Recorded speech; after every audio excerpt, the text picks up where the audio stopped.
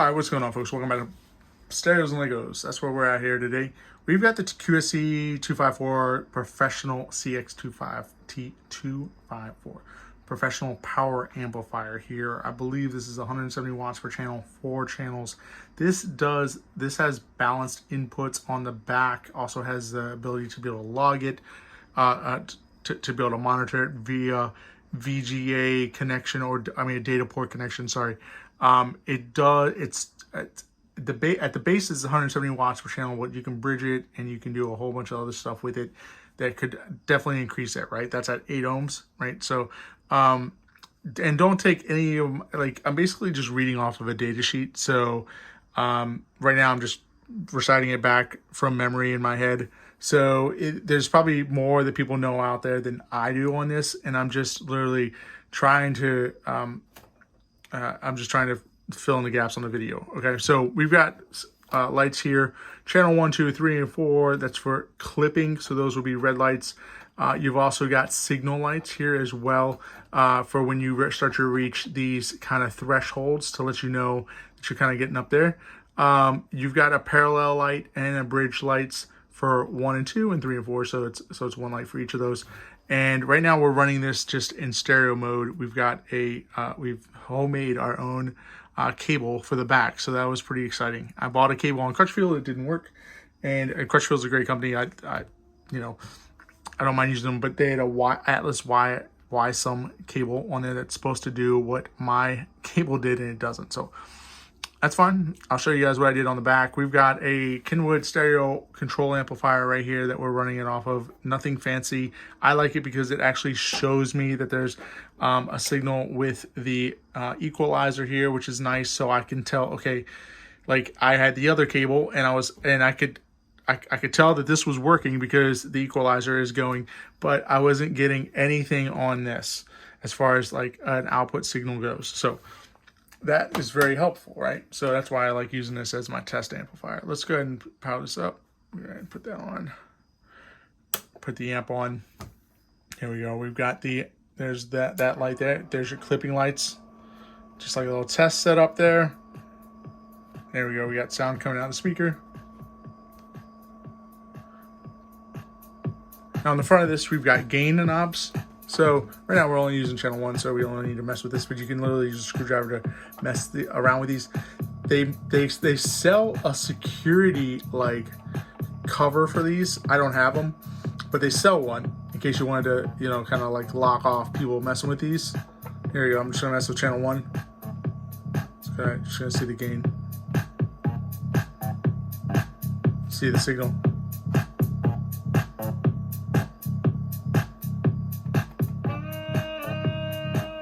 Probably right around there, maybe right around there.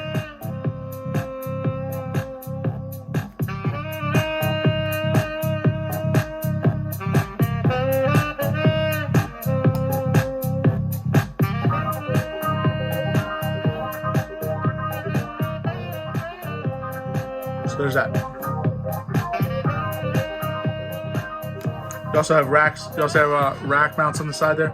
I'm turning this down so we don't like try to talk over each other. We've got it's actually a pretty good song. I like this song. You have the 2U rack mounts here. These look pretty good. There's also a couple fins on the back for securing it as well. And yeah, we've got about 10 of these here. So we're gonna go ahead and put those up, and we'll make sure that we have pictures that differentiate the back. Some of the speaker clips are a little bit different on the back than some of the other ones, but these all came from the same same source. So they were pulled working. Obviously they work. And we'll test the rest of the channels as well, and we'll do parallel. I don't know if I'm gonna get a chance to bridge because I don't know that much about bridging, so I'm just ignorant when it comes to this.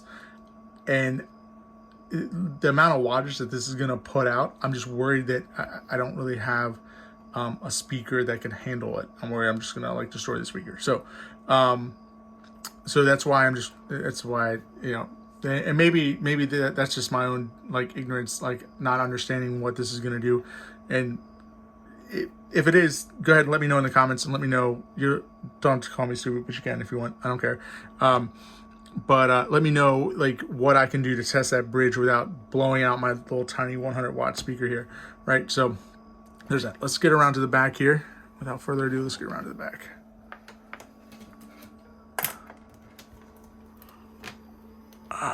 Here we go. All right. Lots of cables here. Cables that we don't necessarily need. So here is my homemade cable right down here. So there you go. Let's look at that. That's basically channel 1 input. You've got positive, negative ground, right? And so I just had to create, I've got this Euro pin or Phoenix block here. So I've just got the, I took a monster cable and I just clipped it and then stripped it and then used the different connections there to actually create that, right? Copper, positive, silver, you know, the regular wire, negative, and then I used the copper to create a ground jumper. So here you've got inputs for the rest of these. You've got a data port to control 1 and 2. And then you've got a series of switches here, and there is actually instructions on how to set the switches, which is like really nice, right? So this tells you also what the positive and negative is on these speakers. So positive is at the top positive is at the second one on speaker 1. Here I'm pointing at it, but I'm not looking at it. So speaker.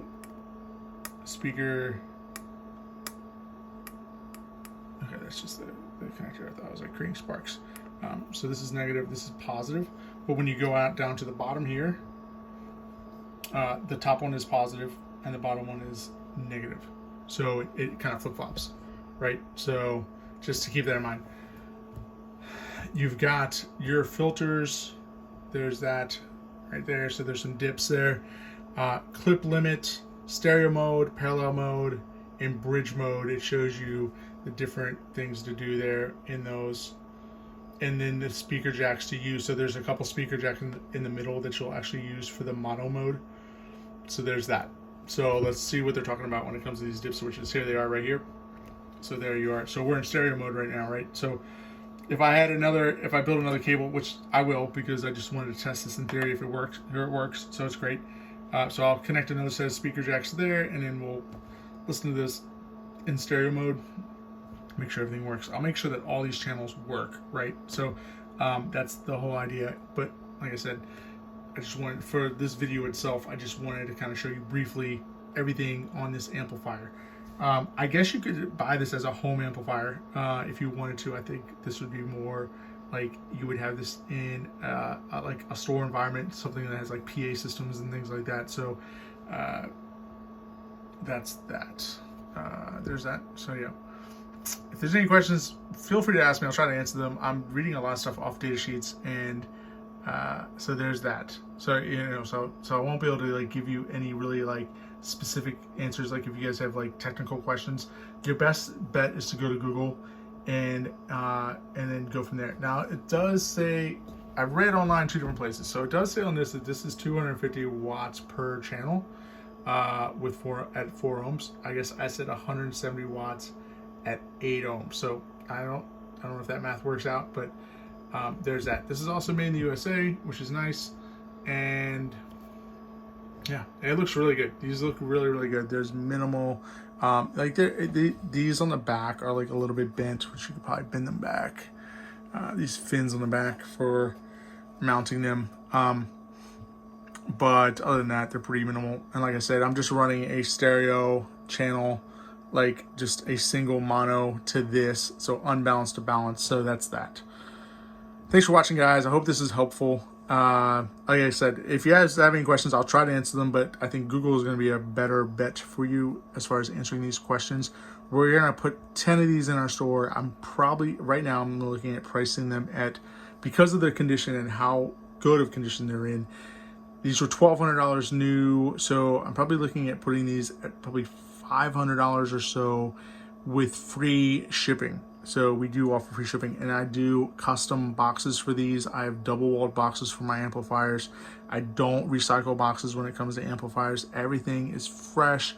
We use foam, we use bubble wrap, and so everything will be packed really securely, so you can you can have trust in that. And yeah, thanks for watching. If you have any other questions, like I said, leave a comment, drop a comment. If you like these, if you have experience with these, and you actually have some stuff that you can add to the conversation, please drop me a comment.